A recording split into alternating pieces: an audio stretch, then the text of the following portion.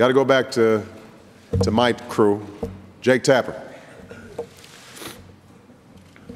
Thank you, Mr. President. Two questions. One, can you say with confidence that the steps the G20 nations are taking today, committing to today, will help the world or will prevent the world to avoid a depression or a deeper recession? And two, your friend and ally, Prime Minister Brown, said that the old Washington consensus is over. Today we have reached a new consensus. Is he right? And what do you think he meant by that?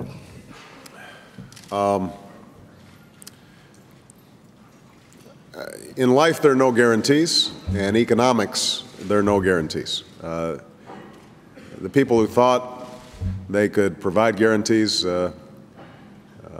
many of them worked at AIG, and it didn't work out so well. So there are always risks involved. I have no doubt, though, that the steps that have been taken are critical to preventing us sliding into a depression.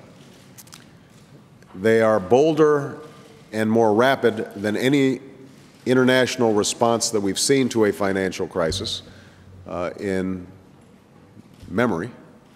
And I think that they will have a concrete effect in our ability individually in each nation to create jobs, save jobs that exist, grow the economy, loosen up credit, restore trust and confidence in the financial markets. So these steps, another way of putting it is, I think the steps in the communique were necessary.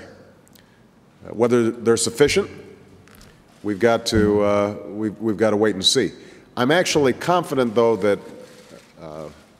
given the common commitment in the United States and in the other G20 countries to act rapidly and boldly, that if we see other inklings of panic in the marketplace or things unwinding, that this group once again will respond as needed. So I guess maybe just to use an analogy that was used several times in this meeting, an analogy that I've used in the past, you've got a sick patient. I think we applied the right medicine. I think the patient is stabilized. There's still wounds that have to heal. And, there's still,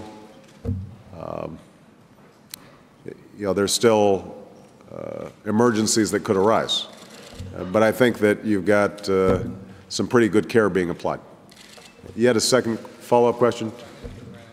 Oh, the Washington Consensus. Well, the Washington Consensus, as I'm sure you're aware, Jake, is sort of a term of art about a certain set of policies surrounding globalization and the application of a cookie-cutter model to economic growth, trade liberalization, deregulation that was popular and did help globalize and grow the economy and was led by some of our leading economists and policymakers in Washington. I think that there's always been a spectrum of opinion about how unfettered the free market is. And along that spectrum, I think there have been some who believe in very fierce regulation and are very suspicious of globalization, and there are others who think that it's always that the market is always king. And I think what we've learned here, but if anybody had been studying history, they would have understood earlier, is that the market is the most effective mechanism for creating wealth and distributing resources to produce goods and services that history has ever known, but that it goes off the rails sometimes.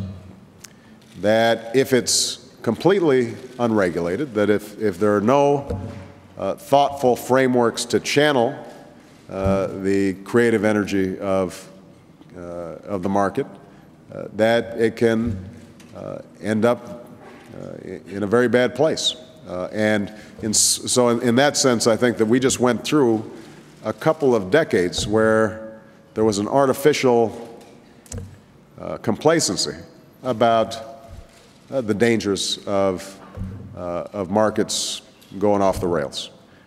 And a crisis like this reminds us that we just have to put in some common sense rules of the road without throwing out the enormous benefits that globalization have brought in terms of improving living standards, reducing the cost of goods, and bringing the world closer together. All right, I've got time for just a couple more questions. I'm going to find a journalist here.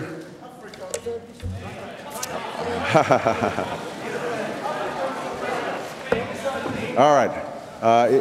I'm going to call on this gentleman right here. He's been very persistent.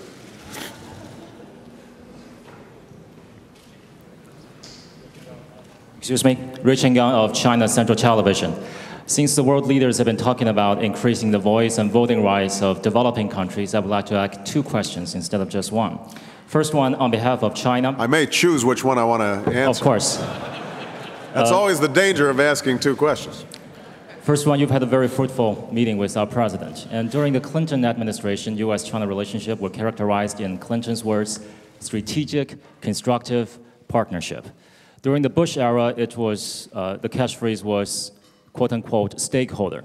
The Bush administration expects China to become a responsible stakeholder in international affairs. Have you come up with a catchphrase of your own? And certainly it is not the G2, is it? My second question is on behalf of the world. Politics is very local, even though we've been talking about global solution, as indicated by your recent preference over American journalists and British, which is okay.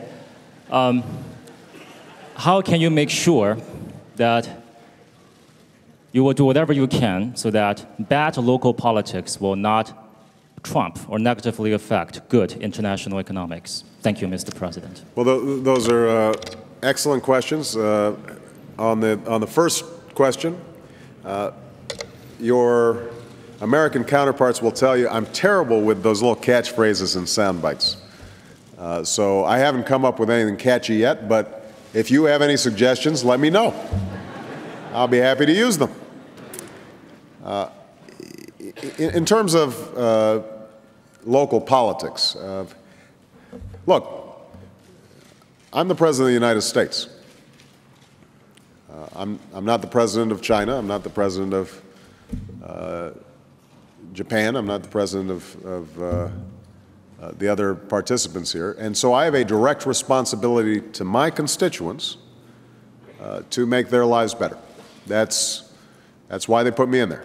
That accounts for some of the questions here about how concretely does me being here help them find a job, pay for their home, send their kids to college, live what we call the American dream.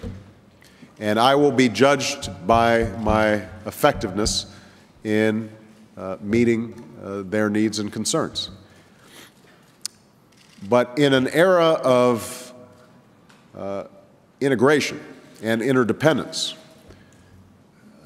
it is also my responsibility to lead America into recognizing that its interests, its fate is tied up with the larger world. That if we neglect or abandon those who are suffering in poverty, that not only are we depriving ourselves of potential opportunities for markets and economic growth, but ultimately that despair may turn to violence that turns on us. That unless we are concerned about the education of all children and not just our children, not only may we be depriving ourselves of the next great scientist who's going to find the next new energy source that saves the planet, but we also may make people around the world much more vulnerable to anti-American propaganda.